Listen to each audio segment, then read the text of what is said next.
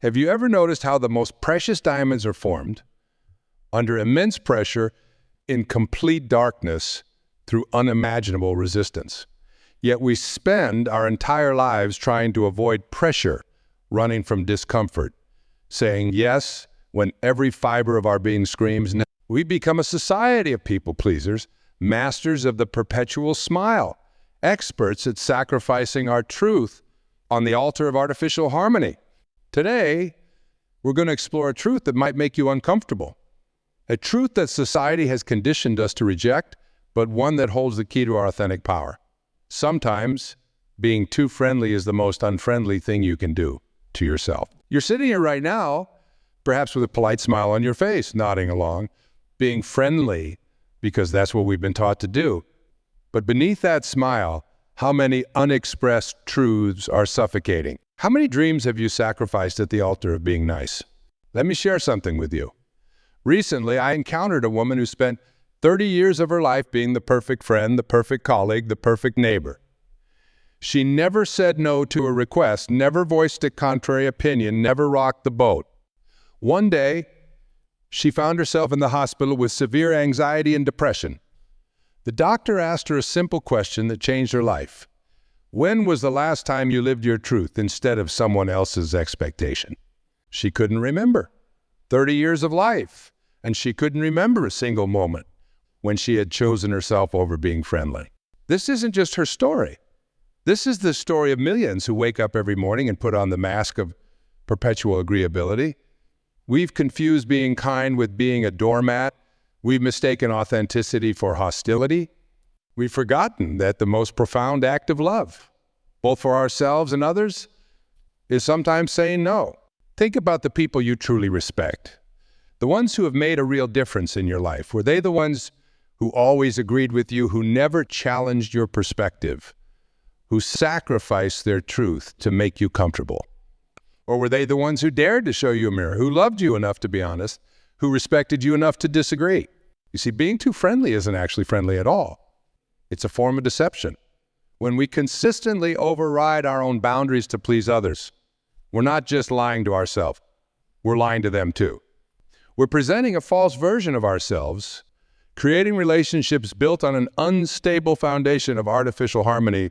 Every time you say yes when you mean no, you're not just betraying yourself, you're teaching others that your boundaries don't matter. You're setting a precedent that your time, your energy, your truth is less valuable than their comfort. And here's the cruel irony. The more you do this, the less people respect you, because deep down, we all know that someone who doesn't respect themselves cannot truly respect others. But I'm not here to just point out the problem.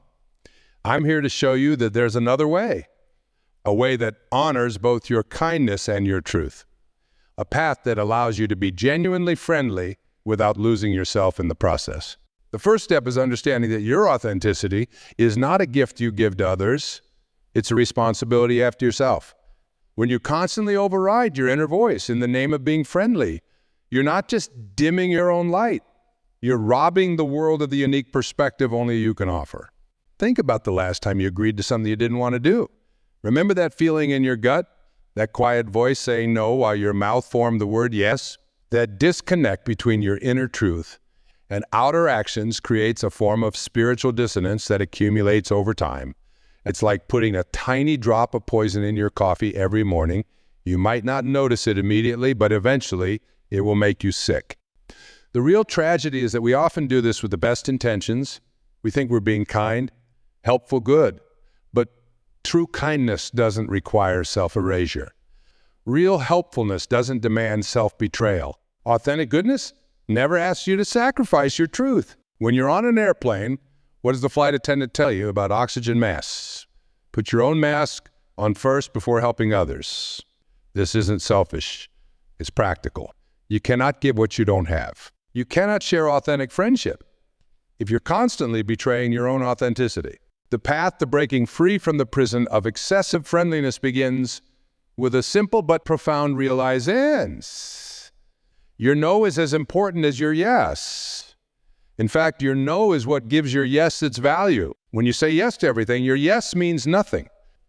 It becomes a reflex rather than a choice, a habit rather than a gift. Many of us learned early in life that our worth was tied to how much we could give, how agreeable we could be, how well we could meet others' expectations. We became emotional contortionists, bending ourselves into impossible shapes to fit into spaces that were never meant for us. We became so good at being friendly that we forgot how to be real. Real friendliness, the kind that actually enriches lives and builds genuine connections, comes from a place of authenticity, not obligation. It flows naturally from a well of self-respect, not from a depleted reservoir of people-pleasing. When you're truly friendly from a place of choice rather than compulsion, you bring your whole self to every interaction. And paradoxically, this makes you more valuable to others, not less. There's a story about a young artist who spent years painting what others wanted to see. Her galleries were successful, her work sold well, but each night she'd return home feeling empty. One day, she decided to paint her truth. Raw, uncomfortable, imperfect. Her regular collectors were shocked. Some even demanded their money back. But something miraculous happened. A new audience found her work, people who saw their own struggles reflected in her honesty. Her art became more than just beautiful. It became transformative. That's what happens when we stop being too friendly and start being real. Yes, we might lose some people along the way, but the connections we forge through authenticity are worth more than 1,000 superficial friendships. You might be thinking, but isn't being friendly a good thing? Doesn't the world need more kindness, not less? This is where we need to make a crucial distinction. Kindness that comes from authenticity is life-giving. Friendliness that comes from fear is life-draining. One builds bridges, the other builds bridges. Let's talk about what happens in your body when you override your truth to be friendly. Your shoulders tense, your breathing becomes shallow, your stomach tightens, your body literally goes into stress response even while your face maintains that pleasant smile. Over time, this creates a pattern of chronic stress that can lead to physical illness, emotional burnout, and spiritual disconnection. Every time you silence your truth to maintain artificial harmony, you're not just betraying yourself, you're teaching your nervous system that safety means self-betrayal. You're programming your mind to equate peace with self-denial. Is it any wonder so many of us feel anxious, depressed, and disconnected? The cost of being too friendly extends far beyond our personal well-being. It affects every relationship in our lives. When we consistently override our boundaries to please others, we create relationships based on performance rather than authenticity. We become actors in our own lives, reading from a script of perpetual agreeability. Think about your closest relationships. How many of them are based on genuine connection, and how many are maintained through careful performance? How often do you find yourself editing your thoughts, softening your opinions, swallowing your truth to keep the peace? The most insidious part of excessive friendliness is how it masquerades as virtue. Society applauds it, employers reward it, relationships seem to require it. We've created a culture that values the appearance of harmony over the substance of truth, but at what cost?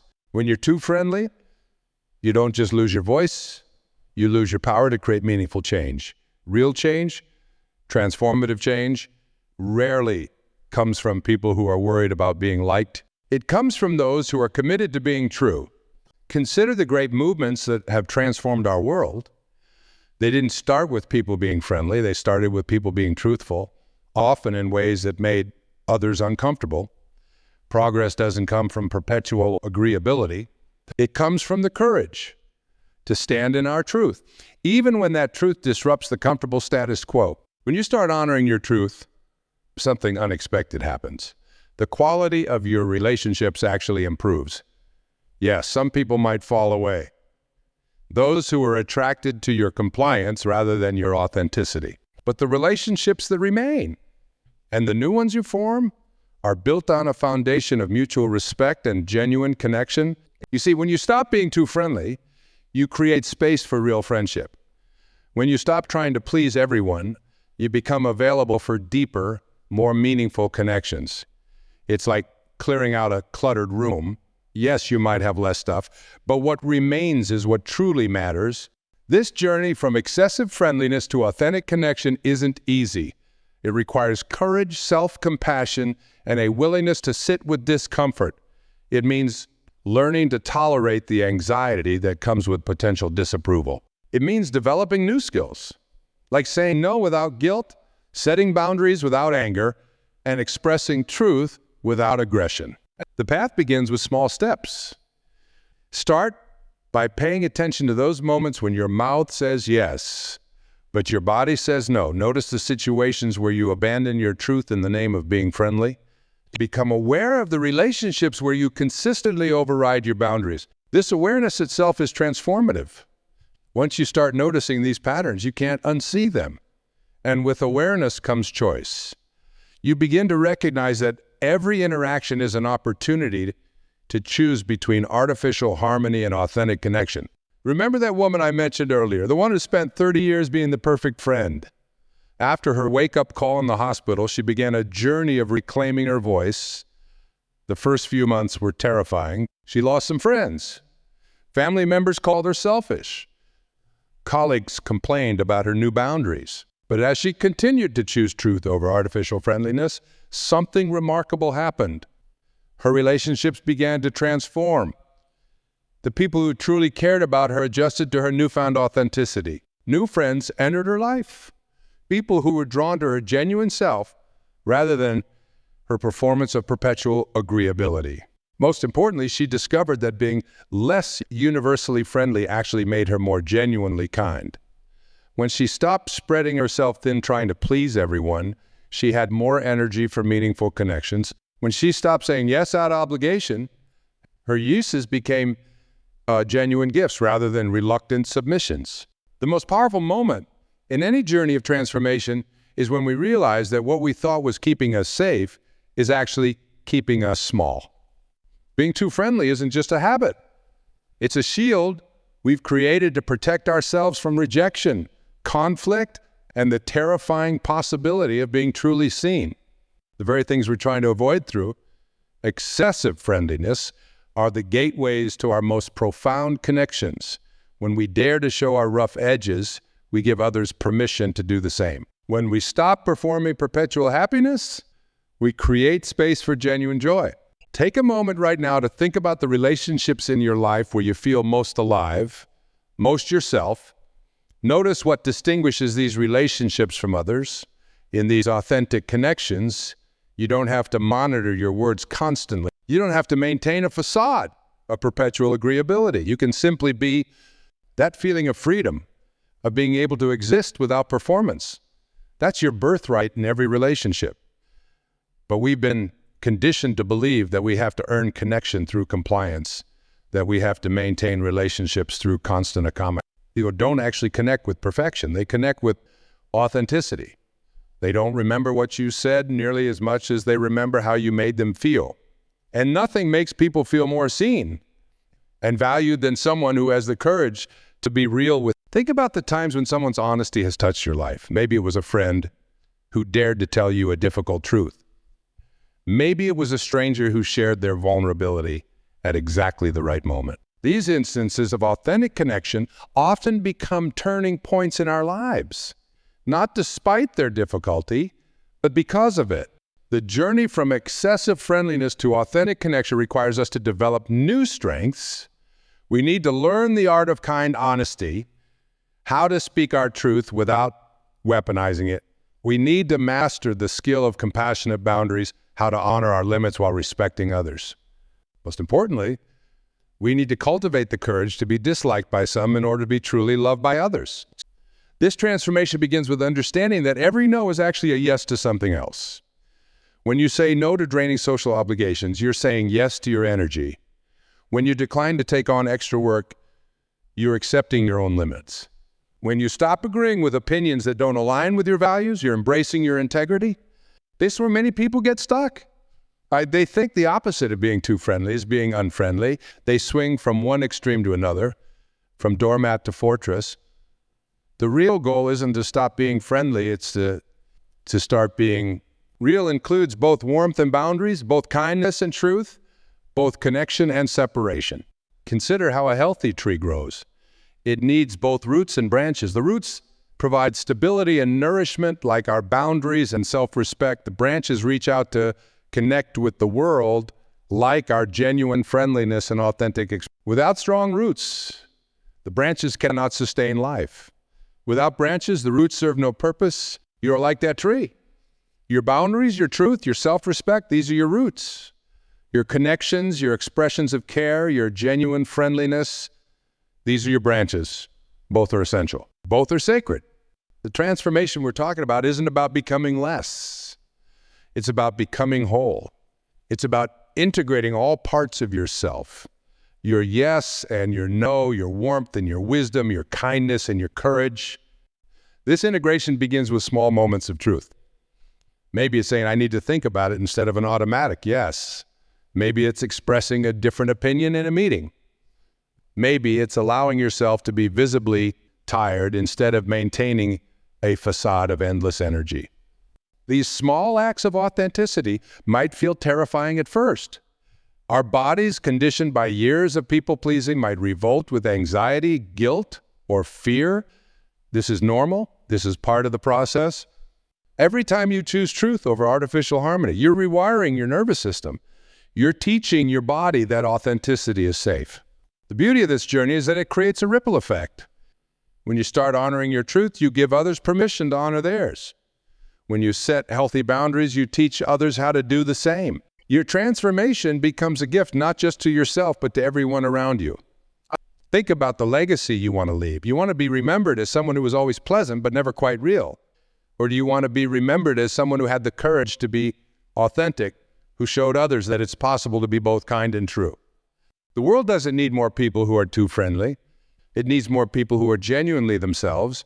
It needs more people who have the courage to speak their truth with kindness, to set boundaries with love, to show up as they truly are rather than as they think others want them to be.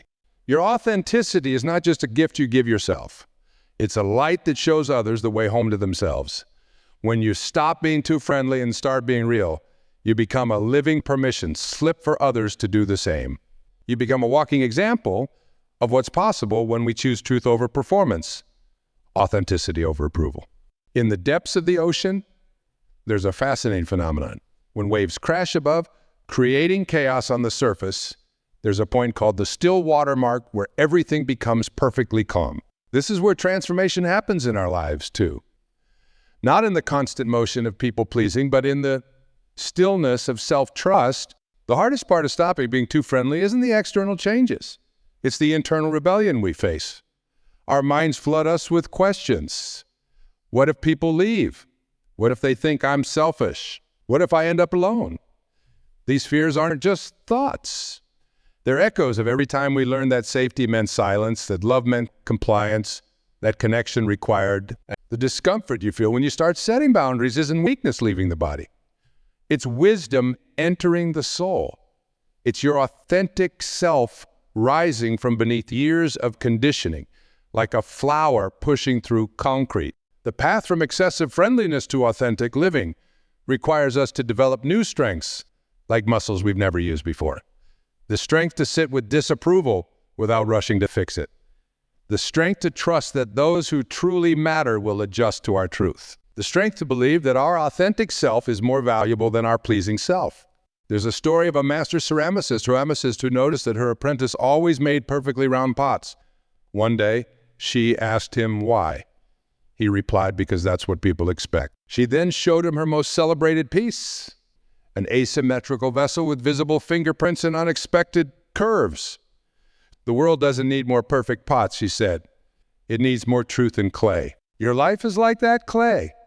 When you're too friendly, you're constantly smoothing out your edges, trying to fit everyone's mold.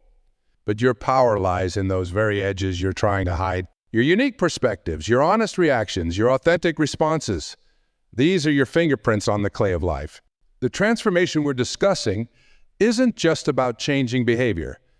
It's about changing your relationship with yourself. It's about moving from self-doubt to self-trust, from external validation to internal wisdom. This journey requires us to develop what I call the 3 pillars of authentic living. The first pillar is conscious awareness.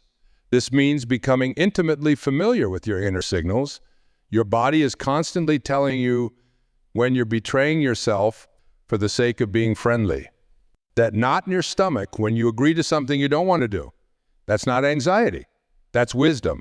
That tension in your shoulders when you're forcing yourself to be pleasant, that's not stress.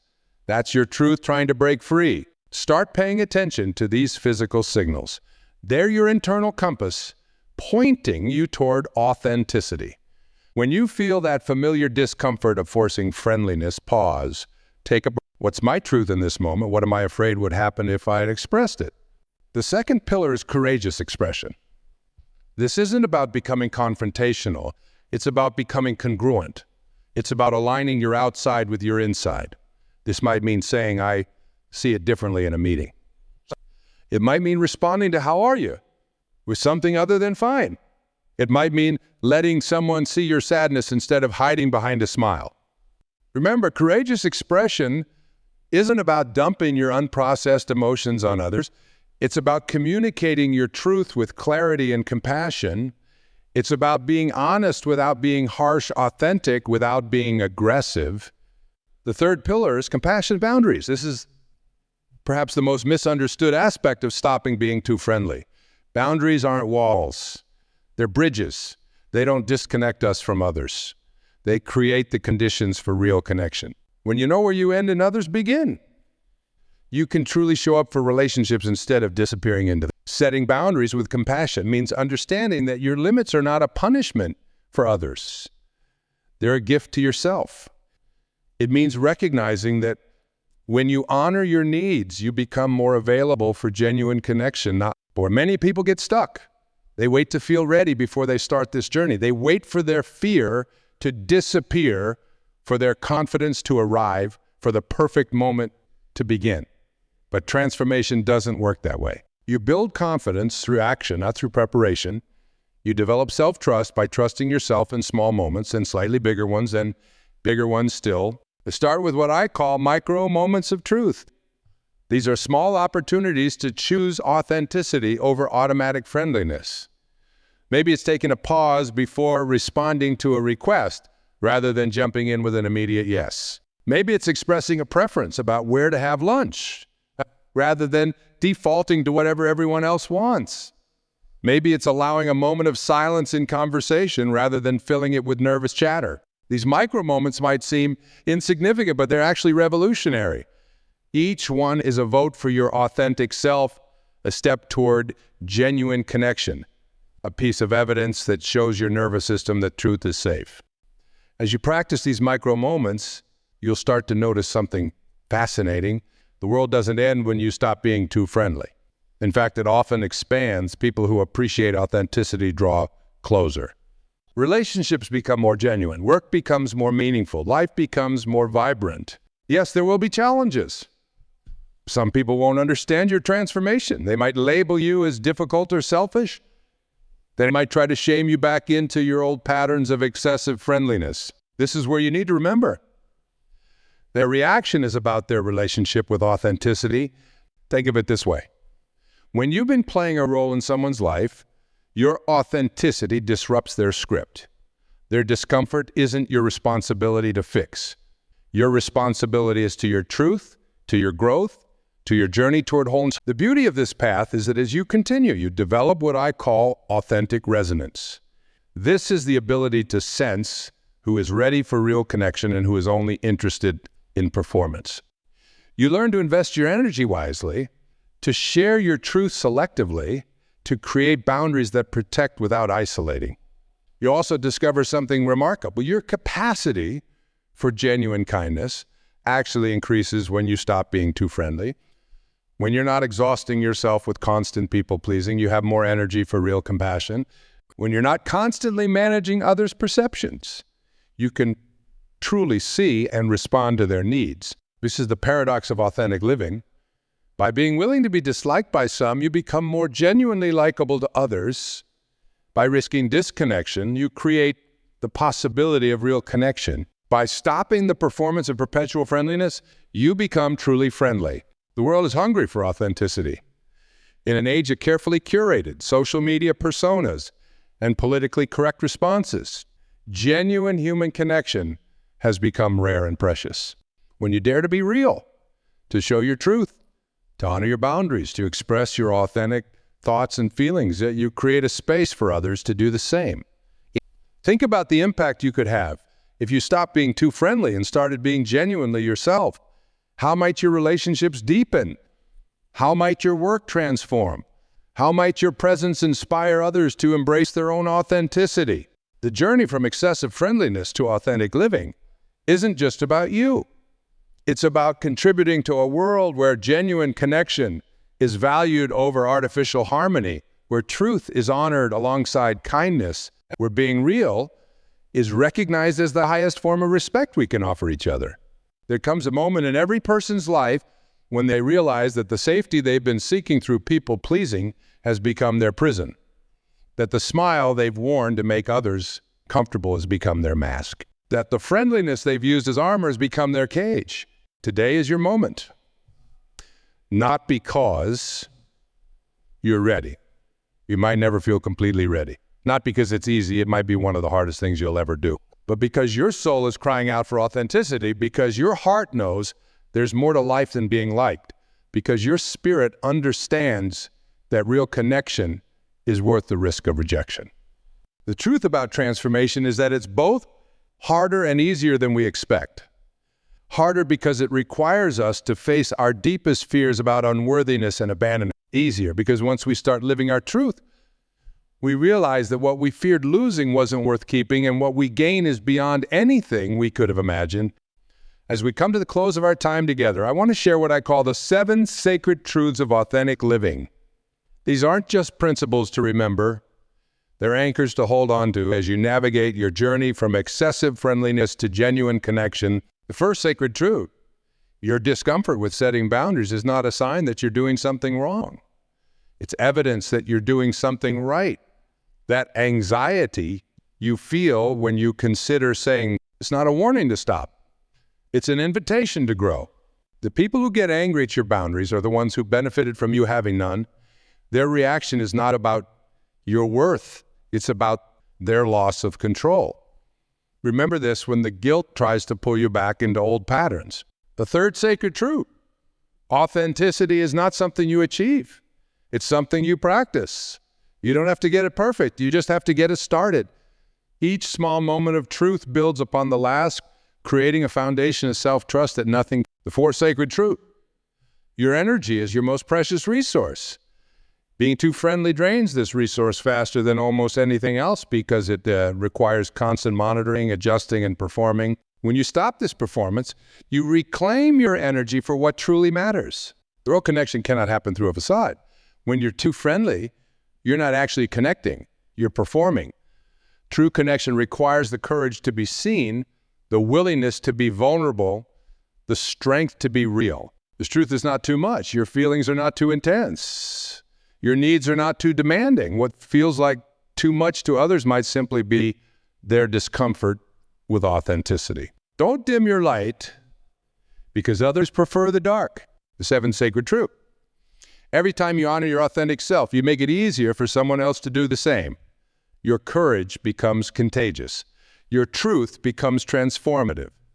Your authenticity becomes an invitation for others. As you step into this new way of being, remember that the goal isn't to stop being kind. It's to start being real. The world doesn't need more people who are artificially nice. It needs more people who are genuinely themselves. More people who can say yes with enthusiasm and no with clarity. More people who understand that true friendship isn't about constant availability. It's about consistent authenticity. Think about the relationships in your life right now. Which ones would deepen with more truth? Which ones might dissolve with less performance? What might become possible in your work, your family, your community if you stopped managing everyone's feelings and started honoring your own truth? The path ahead will have challenges. There will be people who prefer your pleasing self to your authentic self.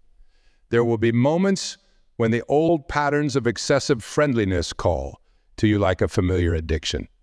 There will be times when standing in your truth feels lonelier than hiding in compliance. Start attracting people who value authenticity over appearance. You'll find yourself having conversations that energize rather than drain you. You'll discover that When you stop trying to be everything to everyone, you become something real to the people who matter. Your relationships will change. Some will deepen, others will fade. This is not just normal. It's necessary. Think of it like pruning a garden. When you remove the plants that drain the soil, you create space for the ones that bring beauty and life. The energy you've been spending on being too friendly, imagine redirecting it toward your dreams, your growth, your authentic contributions to the world.